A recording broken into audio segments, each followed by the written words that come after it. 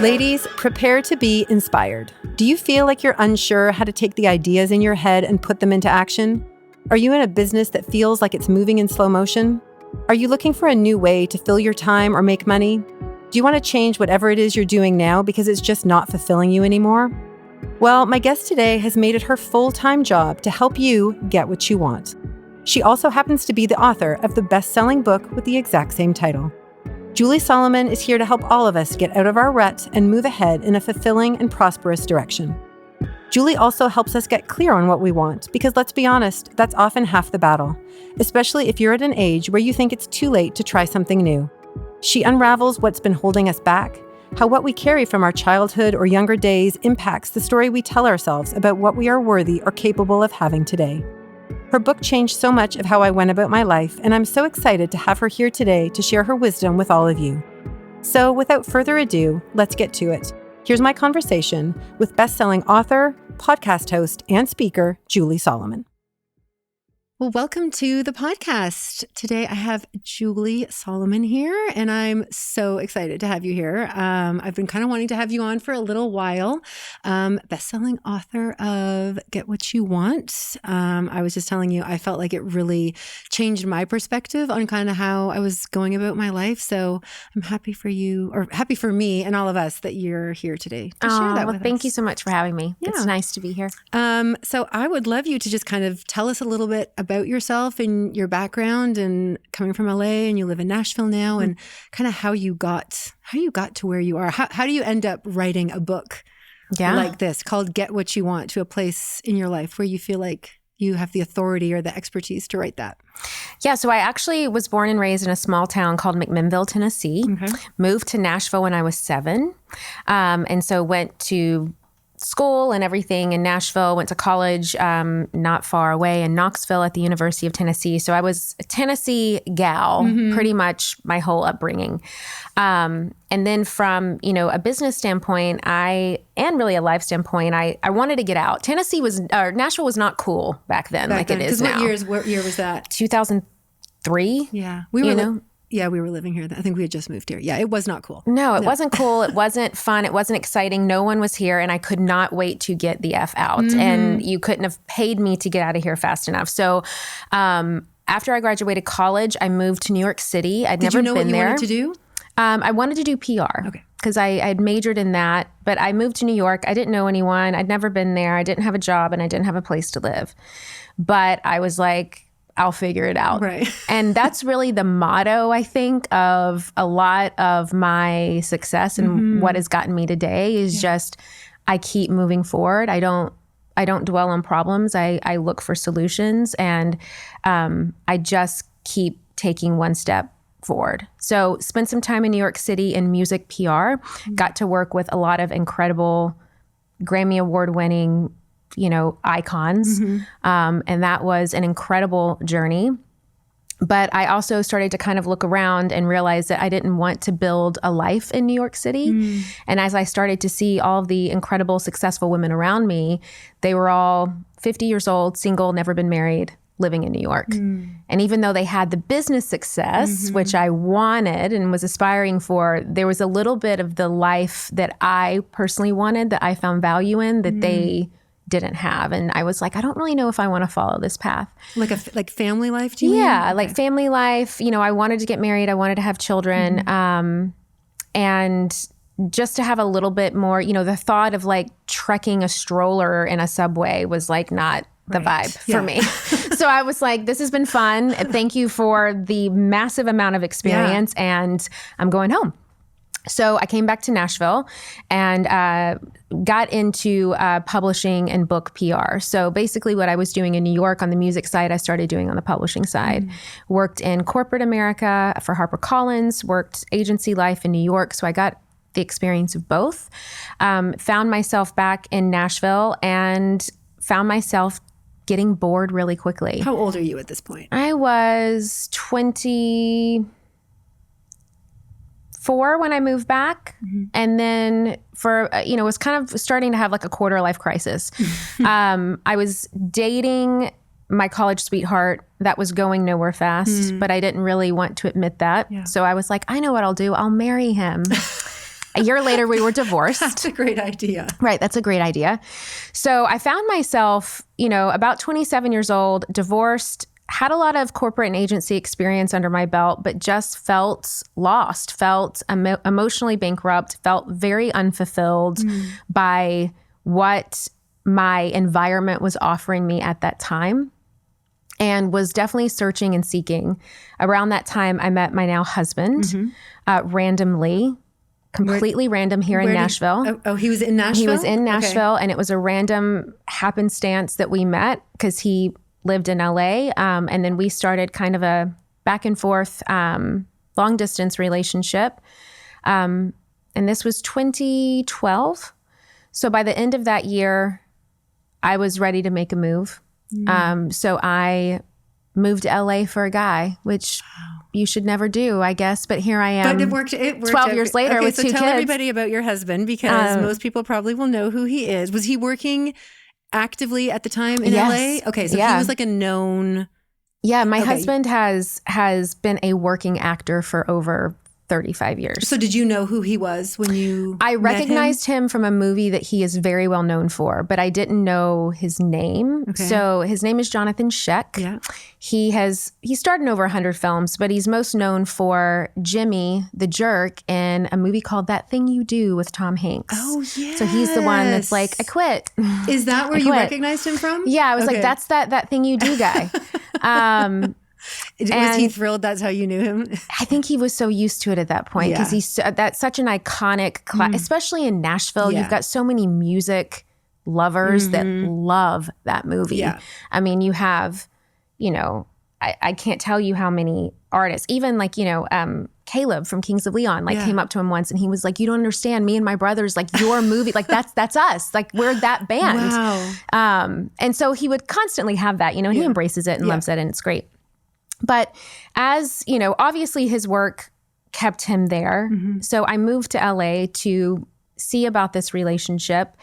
And around that time in Los Angeles, this thing called influencer marketing, what we now call influencer marketing. Back then we called it blogging. So what year is this around then? 2012. 2012. Yeah. Okay. That's when it really started. Would you say, is that when the influencer... In LA it was. The rest of the country had not caught up yet. Okay, so LA was first. LA was like the top 1% of the top 1% of anyone who was trying to create content at that time. On a blog. That's where you were. Okay. Maybe some fashion was happening in New York, but LA was and really still is the mecca for content creators, for influencers. Okay. And that was really becoming a thing. And I quickly started to realize that it was something that was also being monetized, which with my PR background and marketing background, that was really exciting for me. And so I started to get really curious about that. Around this time as well, and a lot of things were changing in a lot of traditional industries. The entertainment industry, the music industry was vastly changing. The publishing industry was vastly changing. The way that people were consuming, whether it was television shows, movies, music, the formats in which they were consuming those pieces of art were just massively changing. And I started to kind of see a pivot happening. And I had a really hard time trying to get, the massive ship at a publishing agency to kind of see that as well. You've got this very old school mentality. They were like, what's this influencer marketing thing? We don't care. We're going to go do our thing. And so I knew that it was time for me to get out of that traditional PR landscape. I could see it shifting. And I wanted to be at the tip of the arrow of when it did shift. And LA really gave me that opportunity to do that because of all the opportunities that were happening in LA at the time. So I started to, throughout 2012 and 2013, I started to get involved in trying to monetize my own blog. It was another way for me to also connect and meet people because What was your blog about? Was it about your business, like what you were doing? No, it was a motherhood spin on like lifestyle. It was a completely different direction than what I was doing. And I just did it as a way to connect with people, to have a creative outlet. I was pregnant at the time with my son. And I just needed something, to kind of give me an outlet. And so I started a blog and I started to create content on that blog. And I knew that I needed to monetize it quickly or I was going to get burned out. And what's the point? What's the point of building a brand if you're not making money, in my opinion? Yeah. It's just a hobby. And if you want a hobby, that's fine. Right. But a brand without money is just a hobby. A brand with money is a business. And I wanted to make a business out of it. And so because of my background in PR, I knew how to pitch myself. And so I started to meet brands when I would go out to events, or I would just cold email them out of the blue and say, hey, I have this blog, I have this idea, would you be interested? And I started to very quickly monetize my blog. And I'm saying like, $500 here, $1,000 here. But what started happening is that other women started to notice this. And they would say things like, Julie, I don't mean to be rude, but you have no followers. Right. You have like 500 followers on Instagram and you're making more money than me. And I have hundreds of thousands of followers on Instagram. So like, what am I doing wrong? And that's when I realized that a lot of these women in LA, they were kind of getting so lost in the glossy glamour of like having a brand and having followers that they weren't realizing that what they really needed to be doing was building a business from it. And so that's really where the idea got sparked of, oh, I can help these women.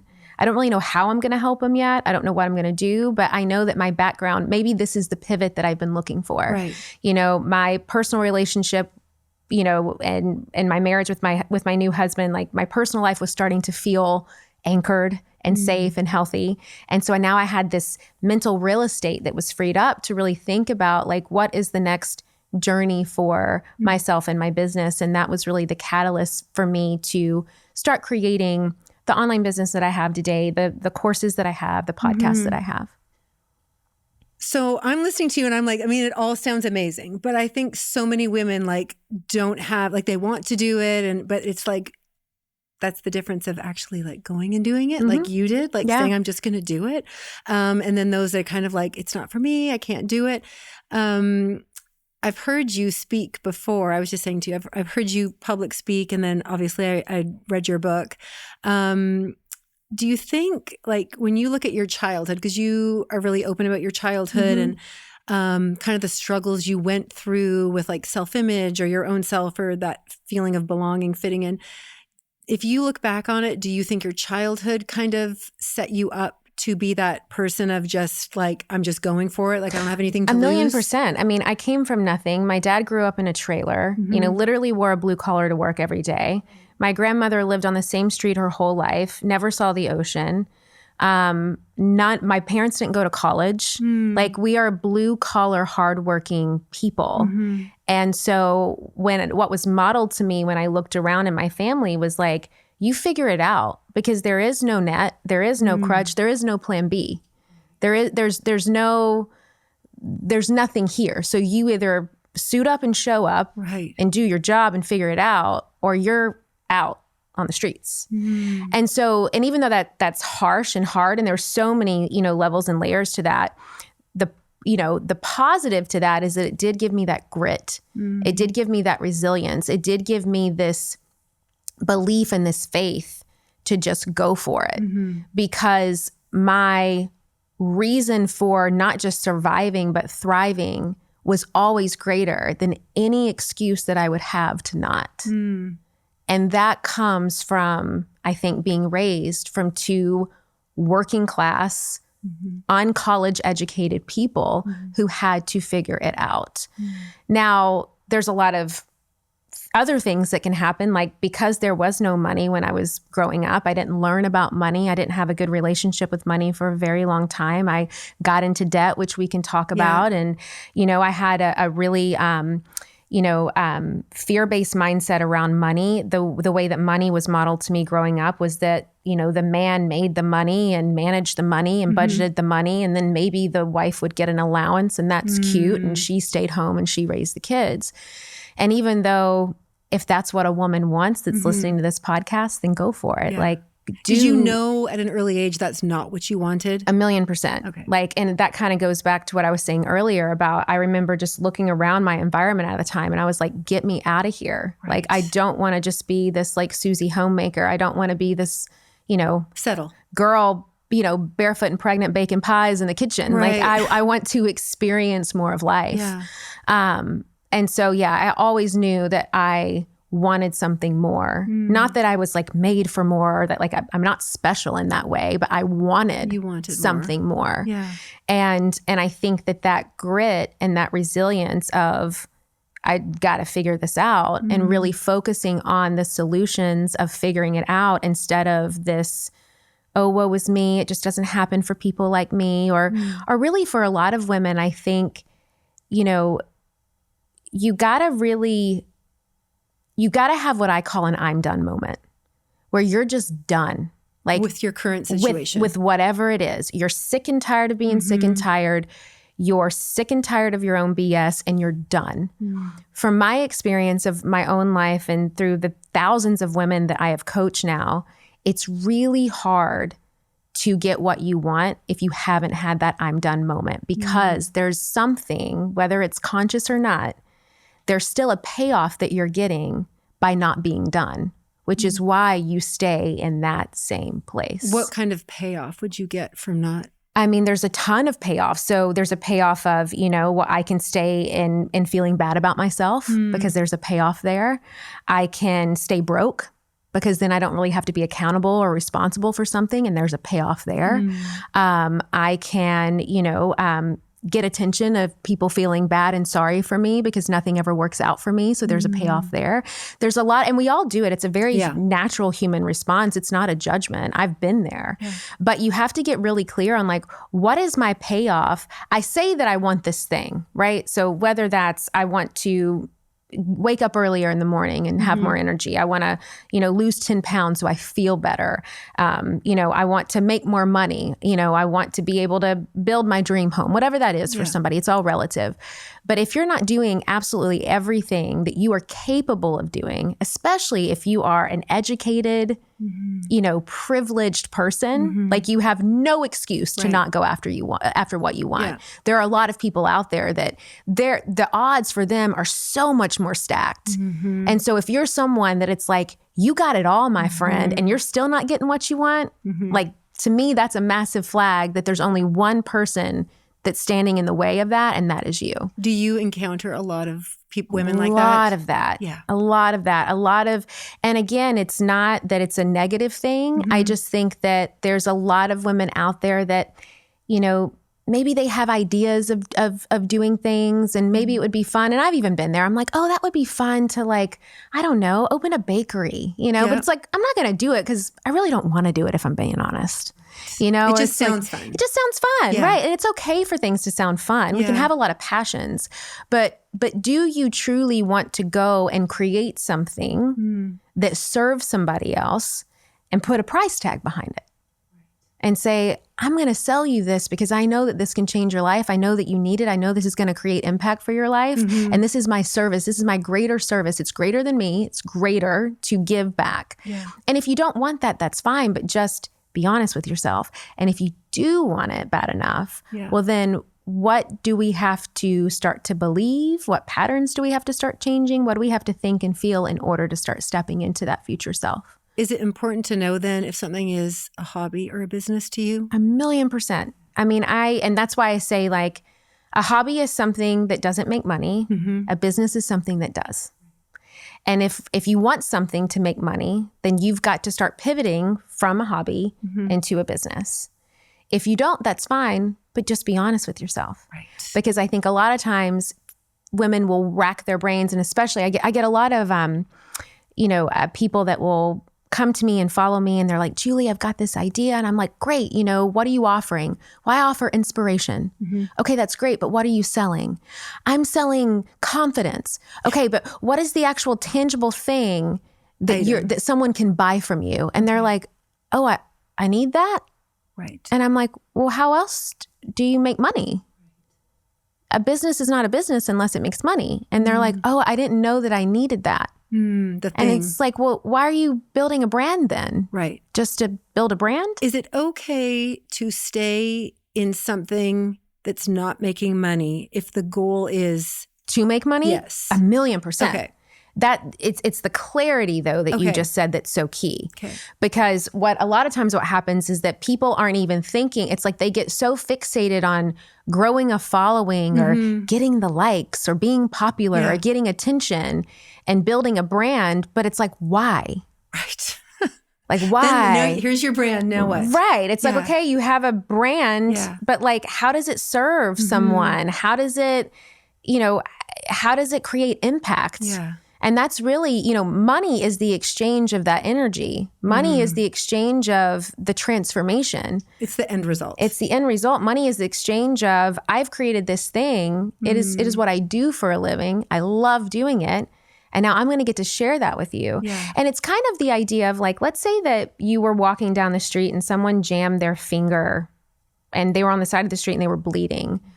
And they were like, oh my gosh, do you have a Band-Aid? Like, I need a Band-Aid. Yeah.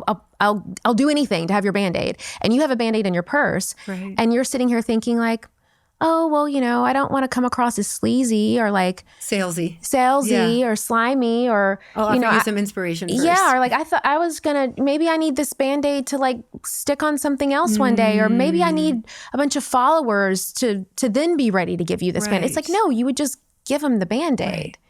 And so I think that because it's natural and it's a service and it's a way that you can help somebody, sales is no different. Making an offer is no different. But either people get so tunnel visioned on building a brand to kind of fill some void, or they're afraid of coming across as salesy, or they're afraid of being told no, or they're afraid of rejection, or they're afraid of failure. And so they focus on all these other easier, quote unquote, easier things instead of really doing themselves a massive favor by saying, okay, I'm gonna really go all in here. Yeah. And in order to go all in, what does that mean? Who do I need to be? Who do I need to become? Yeah. What kind of help do I need?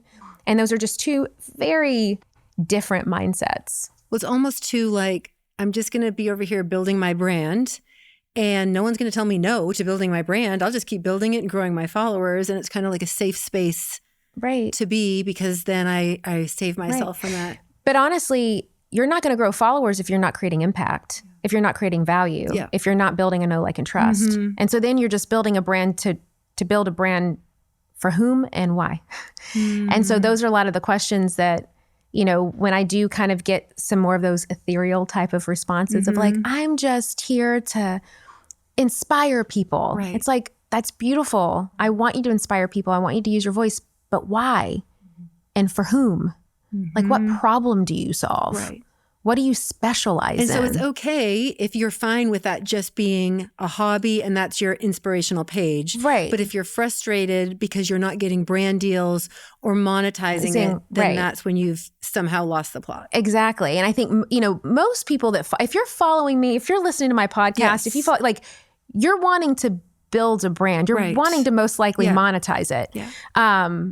And you're a very straight. So I was saying this to Julie before we started. So I'd seen you speak at a summit that I was at, and I've been on some of your Zoom calls and the Pitch Perfect course, which I really loved. And the overriding thing that I feel like I kept taking away from that message was like, stop being scared. Like, who are you? Like, why are you so scared of being told no? Right. Like, you can get like 100 no's. You just need that one yes. And kind of like that, getting over that fear and then getting out of your own way, really. Because you're really the only person. Everybody on social media is just worrying about themselves, really. They're not. Yeah, no one's paying attention to you. That's why it's like, you'd like to so think much that so everybody is. Like, no one is paying attention to me so much so that my entire business is trying to get them to pay attention to me. Yeah. Because they're not paying attention to me. I can't tell you how many influencers I meet who say, quote unquote, I never watch anybody else's content. Like, I don't want anybody's creating their own. I don't watch this stuff, right? They're just solely focused on themselves. Yeah. Okay. Can you tell everybody about like an origin story? Like, when you talk about someone's origin story, is your origin story? Because I think all of that comes into that knowing like how to get what you want, knowing what you want. Like, it all stems from all that. It stems from the belief. And so, we kind of talked about this just a moment ago where, people may not even be aware of like what it is that they're believing, what they're conscious about themselves, about other people, about the world, about what's happening to them or for them. It's just like they're completely unaware. And so your origin story is usually an indicator of what you may be unaware of and why that is. And so I love talking about money just because it's so tangible for people. So it's like an easy example. But for me, like money was a big one. So because of my origin story, so I had an origin story about money. I used to believe that money, there wasn't enough of it to go around. It was really hard to make. That once it came in, it immediately went out. And that it also was like this thing outside of me that if I could just get it, then I would be happy. But you see how that cycle goes, right? Because I'm like, okay, if I can just get the money, then I'll be happy. But there's not enough of it. And I've got to work really hard to get it. And I've got to hustle hard to get it. And then once I get it, it goes away. But if I would just make money, I'd really be happy. And then it just cycles and cycles and cycles. And so for me, I had to first become aware that that story existed in my subconscious. And that story dictated every decision that I made about and with money in my entire life. It's why I racked up $30,000 in credit card debt. Do you want to tell that story? Well, just simply put, I started to rack up credit card debt. And because of my origin story around money, I had this delusional belief that like, you know, one day I'll like win the lottery and pay it all off or this big cash windfall will come in and I'll pay it all off. Like I had such a delusional, unhealthy detachment to money, very money avoidant. And because of that, it justified and rationalized my decision to rack up debt and to hide it from my husband. Yeah, you said you didn't tell your husband. I did not tell my husband. And so a couple of years of this went by and then we were like refinancing a home and my husband has no debt, has never had debt, has worked very, very hard his entire life to not have debt. And I'm it's getting just anxiety listening to you, like, because I know where it's going. Yes. And it's like, it's a big thing for him to not have debt. And actually, when we got married, I still had some student loan debt and he actually paid it off because he was like, I don't want it. I don't want debt. Yeah. I don't want debt. I don't want you to have debt. Like I'm, you know, so he took money to pay it off. And I was so grateful for that because then I was free of debt. And then what did I do because of my origin story? I went back into debt. More debt. Because that was safe to me. Yeah. That was what was modeled to me growing up. It's what I knew about money. You know, that is money is debt. Debt is money. Yeah. I didn't know that money could be anything else. And so the second that he gave me that gift, I went right back into the debt. And it's because I didn't have the belief system, the thoughts, the patterns, and the habits that were needed to actually hold money. And that's what I see a lot with women. Women do one or two things that I work with. They're either like how I used to be. They'll go in debt. They'll spend it faster than they can make it. Or they're so terrified of it. It's like when they make the money, it's like they've got some, you know, a metaphorical shoebox underneath their bed and they'll like throw it all in there and then they won't touch it. And they're just like, okay, it's just got to sit there. Right. And I can't touch it. And even when I talk about money, anyone that's listening or watching to this, I would just encourage you right now, like what's happening in your body when you just hear me talk about money? Yeah. Like, do you get nervous in your stomach? Do you get a lump in your throat? Are your palms getting sweaty? Do you want to turn this podcast episode off? Like what's even happening to you just like listening to this? And that's kind of how I would either go into like delusions about money. I would go into avoidance about money. I would sometimes go into this grandiosity about money of like, it's just going to magically appear on my doorstep. And did you justify what you were spending? Oh on my the gosh, all the credit card? time. Because I would be like, well, it's not like I'm going down to Rodeo Drive and buying an Hermes bag. It's just a lip gloss from Sephora. Or it's just, you know, a coffee with the girls. Or it's just a lunch. And then all of a sudden it's wrapped up. Or what did your husband say when he found out? Lighting from Amazon for my business that I didn't have at the time. And it's like, we're never going to write right, off. with lighting that I don't know the first thing about. You don't want me lighting anything. And then it was just, you know, I would buy all this random crap and like just put it in the garage. And he saw this happening and he was already like, what is she? Where is she getting this money from? What is she doing? Like, well, he knew that because I still had, I had my PR work at the time. So I was making money. Okay. So he just thought you were spending He just thought I was you know, spending my money, and we have a way of how we both contribute to the family unit. So I was doing my part there. It's not like he paid all the bills. Like I contributed, but then I guess he just thought like she's making enough in her PR work to like buy all this random lighting equipment that she has no freaking clue what she's doing. And he would even say, he was like, you know, babe, like I know like DPs and stuff. Do you want me to like call a friend? Yeah. You know? And I'm like, no, I got it. You know? And he's like, okay.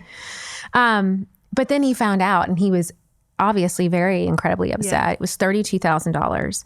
And he just said, I'm going to take money out of our child's college fund to pay this off. So it's like just twisting the knife even more. And he goes, and like, you have to pay this back.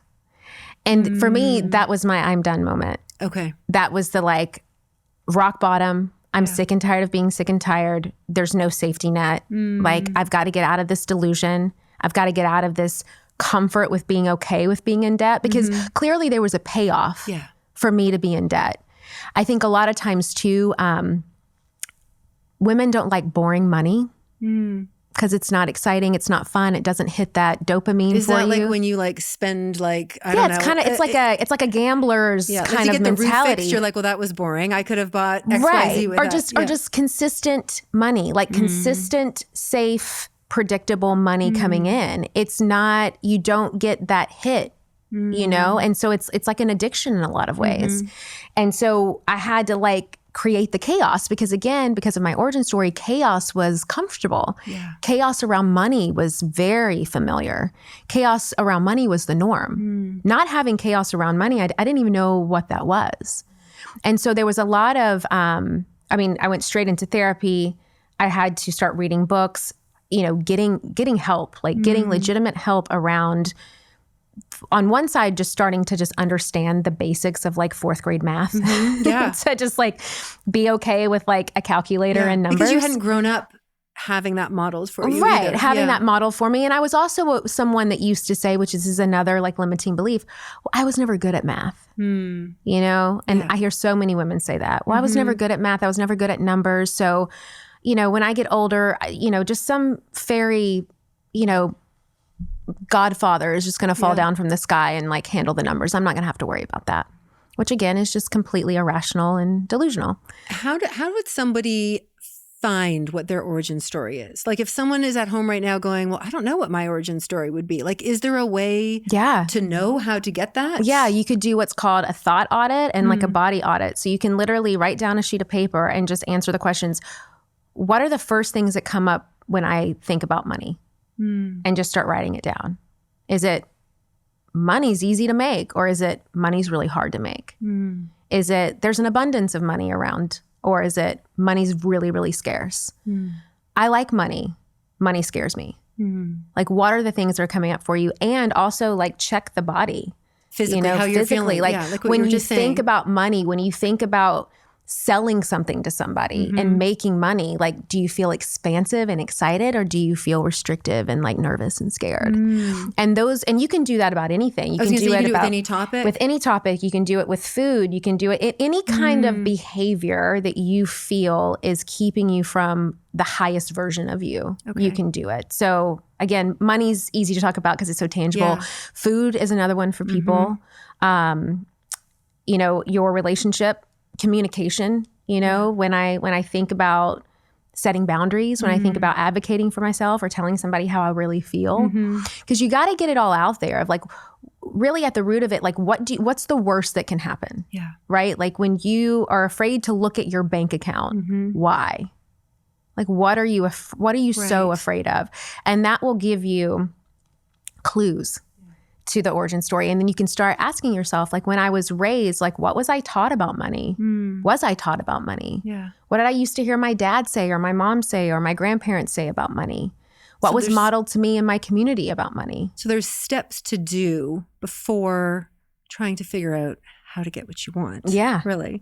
So your origin story. And then one of the things, maybe you can talk about this in your book, Get What You Want, is you talk a lot about, okay, well, this is what I want, but it's so important, the why is more important than the actual thing of what you want. Like whether it's a beach house or whether it's, I don't know, a huge savings account, whatever it might be, that the why is more important. Is that right? Am I saying that right? Yeah, because the why, most people don't get what they want because they think it's because they don't know what they want, or that getting what they want is too hard, or, I want the beach house, but that just will never happen. Yeah. It's like, well, why? Why do you think that? And at the root of it, almost always, it's worthiness. People don't feel worthy of what it is that they say that they want. So it's not that they can't get what they want. They don't feel worthy of it. Is that stemming from an origin story probably? Yes. Okay. All from an origin story. Yeah. And so connecting to your why, getting really clear on your why, it allows you, again, and what I said earlier about your why has to be greater than any excuse that you would have to not go after what it is that you want. And so that's where the why comes in. So you have to get really clear on, even if it's as simple as like someone that wants to start posting content on social media, why? Right. Like, why do you want to pick up your phone and post something? Why do you want to create a podcast? Why do you want to open a bakery? Why do you want to go back to school to get a master's in psychology? Yeah. I don't know, whatever it is. It's about, why do you want a beach house? It's about getting really clear on that why, because that's what you have to hang on to when you have nothing else. Like when the dark days come, and they come for us all, your why is the only thing that will keep you moving forward. So like, let's say I want a vacation house. I want a lake house or a beach house or something. And okay, well, my why is because that's where I can see my kids coming, or that's where I can see raising my kids. I can see family vacations. I can see my kids bringing their kids. So that's the why, that in the months where you're like, gosh, we're never going to get ahead. Like, we had so many unexpected bills. We are never going to get ahead. We just pay taxes. Like we're not, and but that why of like, what is that why? And I think like even vision mapping is really good for people. Are you a fan of like manifesting vision Massive boards? fan of it. Okay, massive fan. Like, acting as if is another one that I love. Like it's already happened, It's already happened. It already is. You're already the fill in the blank. You already have the fill in the blank. Okay. You've already gotten the fill in the blank. Because what that does is that a lot of times in order to get those things, you have to become a new version of yourself. Not someone different, but just a new version of yourself. The version that you really are. But it's just the evolution of growth. Yeah. And so the version of me that went from being $30,000 in debt to building a $1.7 million business in less than a year, that was a completely new version of me that was capable of doing that. That was new beliefs, that was new habits, that was new thought processes, that was a new way that I thought about myself and talked to myself. The mind is a very dangerous neighborhood, and you have to be very, very careful when you walk through it and to not walk through it alone. And so there was a lot of awareness and changes that needed to happen for me and for countless other women, stories that I could share with, very different maybe examples, but it all kind of comes to that same resolution that I wanted a better relationship, with my mom, or I wanted to finally lose, those 30 pounds that just made me feel like bad and unhealthy and tired and whatever that is, but it's a completely different thought process and habit and behavior process that has to happen to get there. And so acting as if, and something as easy as, what you could do if you're listening or watching this is you could say like, I don't know how to get there. I don't know how I'm going to get the beach house, but let's say that I already had it. What had to happen for me to get it? Yeah, and how did I get here? How did I get here? So like, let's future pace me to that place. Let's get out of the pain. We don't need to poke the pain anymore. We know that we don't have it. We know that sucks. Right. So like, let's act as if we do. I'm still just in my backyard. Yes. Right. It's like, how did I get here? Yeah. Like what actually happened? And if I don't know, well then guess what? We get to be the creative beings that we are, and we get to have fun and play and like make up a story. Is it things like as specific as saying, okay, well, how did I get here? Okay, well, I stopped spending this much on my nails every month. Sure. I stopped taking kind of meaningless trips trips because I was looking forward to the beach. We stopped going out to eat 6 nights a week. Is it as specific as saying those kind of things in your mind? Okay. It can be that, and it can be, and I started doing what? Okay. Right. Because you can't just not do things. Right. Like I finally put that course out that I've been wanting to put out for 3 years. I finally started the podcast and worked on getting it to a place that I could actually make money off of it. I started to, finally, speak at that women's group that have been wanting to pay me for years, but I'm too afraid to show up and do it. So it's like, what did you start doing to support what it is that you say that you want? Because getting what you want, it doesn't just happen to you. Yeah. Like there is manifestation and visualization, but then there's a momentum that has to happen. There's action steps that have to be taken. And again, that typically comes from an I'm done moment. Yeah. Do you think that as for women, it's a harder mindset to not even get what they want, but to feel worthy of getting what they want? 1,000,000%. It is so much harder to get women to, and it's interesting because women from a consumer standpoint, women are the buyers. Yeah. But when it comes to themselves and their own personal development and their own growth, it takes so much longer to get a woman to say yes than it is to get a man. If a man came to me and he's like, Julie, I want to learn how to grow an audience. I want to build a brand. I've got this thing that I want to offer, what do I need to do? Yeah. Okay, well, we're going to do this, and this. This is the transformation. In about 90 days, you should expect this. It's $2,000. Great. Where do I sign? Whereas a woman's like, well, I don't know. I mean, we've just got this stuff and like maybe this and maybe that. And I have to talk to my husband. It's like a husband never says I have to talk to my wife. Right. Yeah. I've never talked to a man that wanted coaching that's like, I have to go talk to my wife. Now, if it was a massive expense, maybe. Yeah. But it's like, they don't do that. But for women. Do you have a thought on why that is? Well, I think it just how we're raised differently? I think it's how we're raised. I think for a lot of women, the men manage the money. And so it's not their money. Yeah. So they do have to go talk to their spouse. And that was just another thing for me. I didn't want that. Like, I don't want my husband to feel like if it's something that matters, like I'm not going to go buy a house without my husband. I bought a beach house. On a credit card. I have some clients that do that, by the way. Some clients in the real estate market. They're like, my husband doesn't even know. Like I buy houses all the time. He's on the deed. Like he doesn't know. And to me, and again, some women may not want, like my mom, for example, she's like, I don't want to manage that. I don't know how to write a check. She's like, I don't want to do that. Like I don't want to know how to do that. And I'm fine with not wanting to know how to do that. And I think that's okay too. And there's going to be some women out there that maybe they don't work and their husband is the primary caretaker, and that is the family dynamic. And that's great. And that's a beautiful thing. Yeah. What I'm talking about are the women that are coming to me and saying, I don't want to be that. I want to be financially independent. I want to have my own business. I want to be financially successful. I want to be able to give back. I want to be able to create something that is mine so my children can see something that I've built and that it wasn't just on their dad to do that. And so it's those women that come to me and I'm like, okay, are you ready? Let's go. And then they're like, yeah, but I'll think about it. Yeah, but I got to think about it. I got to talk to my husband. And it's like, okay, you haven't had your I'm done moment yet. Okay. That's okay. The I'm done moment. That's the I'm done moment. But it's my job to support those women in the meantime with not going over and over and poking their pain. They're already in the pain. They already know how that feels. They're looking for a solution. They weren't looking for a solution, they wouldn't be coming to me in the first place. So it's my job to help them see what's possible. It's my job to help them see, and it's my job to model the end result. Yeah. It's kind of like when you go, let's say that you want to go on a dream vacation to, I don't know, Bora Bora. And you call a travel agent.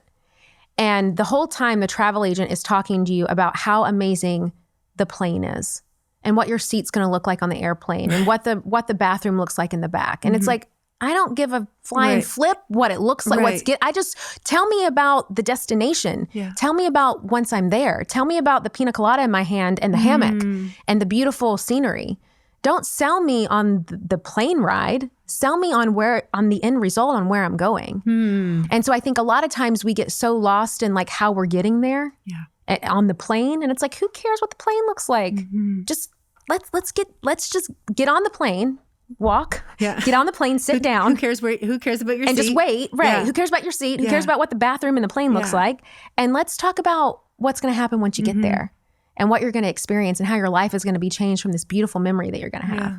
And that's why it's like a travel agent would never sell you on the airplane. They would never sell you on the ride there. No. It's the destination. And I think that a lot of times women, when they're just getting started or when they want to build something and they've got all this origin story stuff, like they get so fixated on the plane ride without realizing that it's the destination that we need to be focusing on.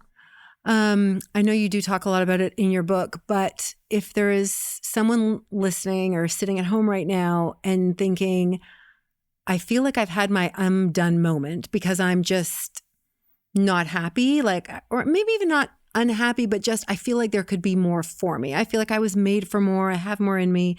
I have all these ideas, but they don't have that clear idea of what I want. They're not like, well, what I want is to start a bakery, or what I want is super, super specific. Is there a way to kind of like narrow down or kind of hone in on what you want? Yeah. If you feel like you don't know? Yeah. If you really don't think that you know what it is that you do want, I know for a fact that you do know what it is that you don't want anymore. Right. So make a list of those things. Like, what do you no longer want to feel, experience, be a part of? And that's going to start to shed some light as to what it is that you do want. So I'll give you an example. After I had my I'm done debt moment and I needed to really just kind of rebuild my confidence, my self-esteem, my life, my business, one of the things that I wanted to call in was a community of like-minded women who kind of understood where I was trying to go. Because at the time, again, like I had a lot of friends from college that just kind of like moved back to their hometown and like got married to their college sweetheart and had 5 kids.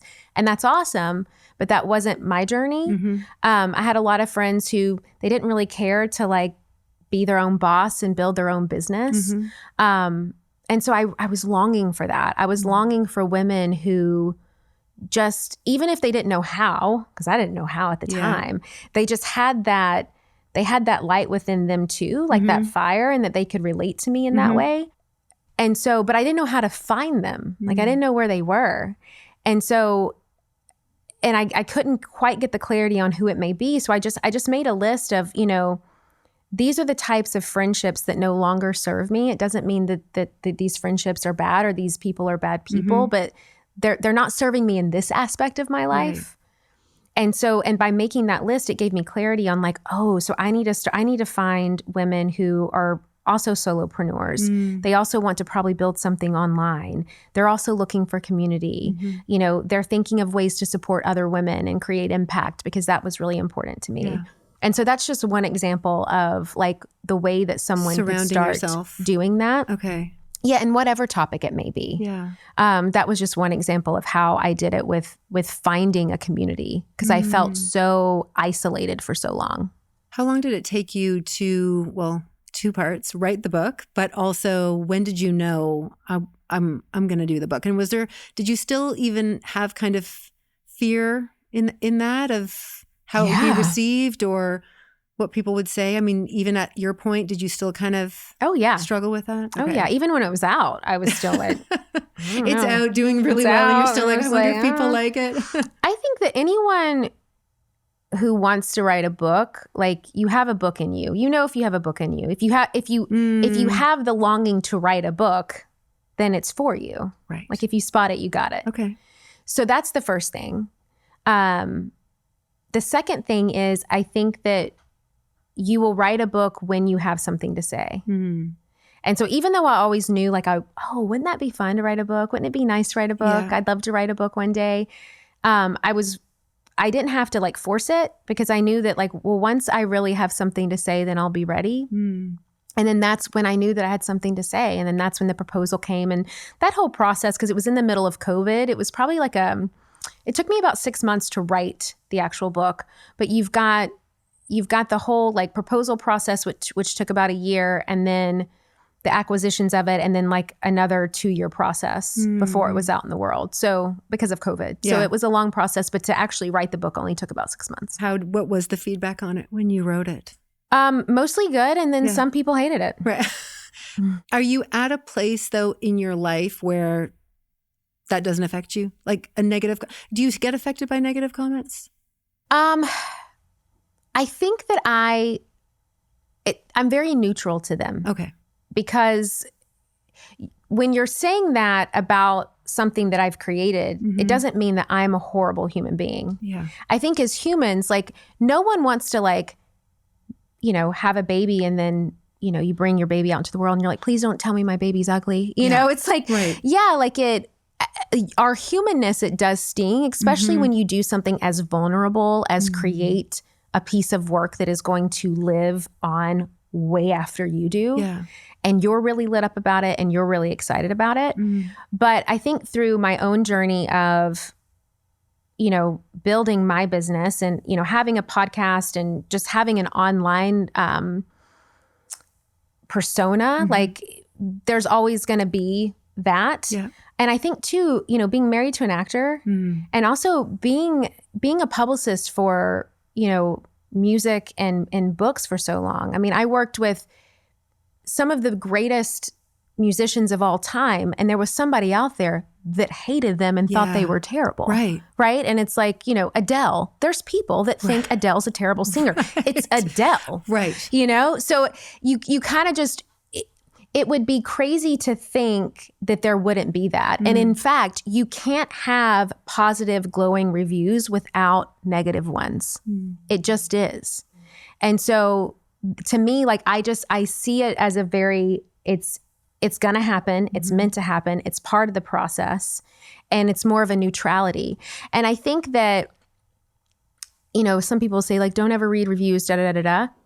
There can be some truth to that, but I also believe in taking things, you never want to take something personally, but if there's a difference between feedback from someone that you know, like, and trust, and that you value their opinion versus just like criticism versus like trolls on the internet. Yes. And we're going to say something bad about say even something Adele. Right about anything just because they're miserable people.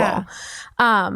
So I think that when it comes to feedback from someone you trust, like, I love feedback. I never want to be the smartest person in the room, the wealthiest person in the room. Like, I'm always looking for the room where I can be the dumbest, poorest, most unsophisticated person. So you can grow. So I can learn and grow. I'm like, I will happily pay to be in those rooms. And that's where you're going to get the solid feedback that then, like I always say, like, learn from your no's. Yeah. Like, get the no and figure out why. Like, why didn't this person connect to this? Why did they say no to this? Like, what was the feedback? And if it's feedback that's like, oh, that actually tracks. Like, I could have done that differently, or maybe I need to deepen the concept here, or maybe I need to strengthen my own muscle. Without being defensive. Like, be really open and receptive to it. That's different than she sucks. I don't like her. That's just whatever. That's just, they're telling Adele she sucks too. Right. It's like, okay, well, if Adele can handle it. If Adele can handle it. And here's the other thing. Yeah, go ahead. Do you think that Adele is walking off stage in Vegas being like, oh, that person didn't No. She's like, bye. I feel like I've been seeing that lately, or thinking that with the new Taylor Swift album that's out. Yeah. And seeing all the, like, sometimes I'm like, the amount of time it took this person to write this negative review. I mean, they probably spent a solid hour of their life writing it. They came up with all of their reasons why it's the worst album ever, why she should not win all these awards. And I just think, like, she will never read this. She does not care. I mean, she's all the way to the bank. Yes. She's all the way to her top charts and all that kind of stuff. And I just think, like, I don't know if they get something out of it. I mean, they must, right? Well, I mean, no one will ever criticize anyone that's worse off than them. Right. I like that. Yes. So it's like, I have to think about that for a second, but yeah. It's like, you're not criticizing anyone that you don't feel threatened by, or you don't feel competitive with, or you don't feel some kind of projective trigger from. Taylor Swift's not criticizing some up and coming whatever here in Nashville, Tennessee. No. Will you talk a little bit about imposter syndrome? Because I know it's a huge term in social media. Yeah. But I think, honestly, probably most women have had it at one point in their life, whether it's like in their social circles or business. But I know it's huge. And I've heard you talk about that in your courses for just pitching yourself and kind of feeling valuable. And I'm sure people have kind of heard it as a buzzword, but will you just kind of talk a little bit about what that is? Yeah. I mean, really, it's a fear of being found out. Like you feel like a fraud. Who am I to do this? Who am I to want this? But kind of like what I said earlier about the book, if you spot it, you got it. If you see somebody else doing something that you want to do, like that's a clue. If you see somebody else, and even that's when jealousy can be a good thing because it's kind of shining a light on like you're seeing this person do something that you want to do, whether you want to admit it or not, whether you even realize it or not right now. And it's triggering you because you want it for yourself and you see them have it. And you're telling yourself they have it, which means that I can't have it. And that's when a lot of that fraud complex and a lot of that stuff can come in. And so the first thing that I say is like, if you ever get triggered by seeing someone else do something awesome, you know, and you're just like, man, like secretly, if I'm being really honest. Right. I'm having a hard time feeling happy for them right now. I wish I could have this. Kinda I wish I could do me. this. Yeah. So it's like, okay, great. Like that's a clue. Like maybe you should give yourself permission to do it. Okay. Maybe. Right. You know, can you have the courage? And I think that's the thing with imposter syndrome. You're afraid of failure. You're afraid of fear. You're afraid of being found out. You're afraid of being judged. And so you make up these things of like, well, who am I to want it anyways? It's always going to be there. I don't think that you can like fight it or overcome it. I think that you just have to do it scared. And you can't wait for the confidence. The confidence doesn't come first. Right. The courage comes first. Gosh, and that's a hard one to... Like, everyone's just like waiting for confidence. Yeah. It's like, what do you think creates confidence? Right. Like, your success. and your failures. Your success and your failures and your triumphs and your pivots and your redirections and creating something and being like, well, that sucked. Okay, let me do it again. Like that's what strengthens the muscle of the expertise. And you even, an author named Malcolm Gladwell talks about like the 10,000 hour rule. And this is why I talk about specialization so much because it gets you out of that imposter syndrome. If you become so specialized in something that someone will happily pay you for your services, like there is no impostering. Like you've become that thing. And Malcolm Gladwell talks about the 10,000 hour rule. If you work at something for 10,000 hours, you can become an expert in it. Most of the time though, people think that they can do that by thinking. Like you don't... Thinking about it. Yeah. Like you don't create greatness by thinking about it. You don't create a piece of art by thinking about it. You don't create anything by thinking about it. You have to create it. You have to do it. You have to make it a tangible thing. You have to experience it, try it, test it, fail, learn, grow, repeat, rinse and repeat. And so I think that that's the biggest thing with imposter syndrome is that people get so into their brains with it without just like trying. That's why it's like with pitching. I was like thrown to the wolves that, you know, my boss at the time was like, hey, go pitch Lenny Kravitz for this thing. And I'm like 24 years old. And I'm like, oh my God. Trying like, to learn how to pitch right. somebody. And like, what if I don't do it right? And like, you know, this man's whole career, you know? Yeah. But it's like, I just did it. And there were times I did not get it right. And there were times that I was screamed at. And there's times that I messed up. But it's like, I did it. And I learned and I grew. And from that, I created an expertise from that. And so I think that's the biggest thing with imposter syndrome. It's the courage that begets the confidence, not the other way around. You've got to get out of your head and into the doing.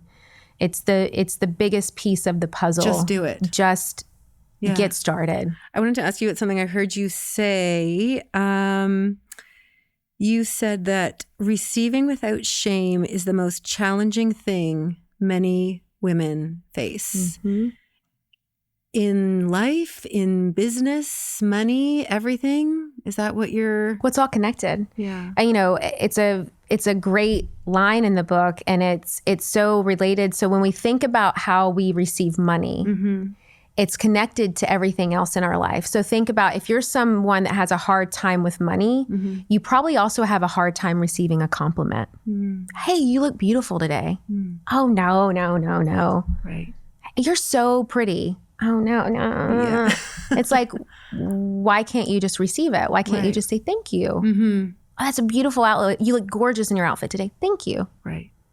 And so the receiving of anything, whether it's money, a compliment, support, help, like it's not just that you can't receive money, but you can receive all these other things in your life. It's connected to everything. Yeah. So if you can't receive a compliment, if you can't receive support, if you can't receive feedback without shame, then there's probably a lot of things in your life that you can't receive without shame. Probably back to your origin story. I need to do my origin story.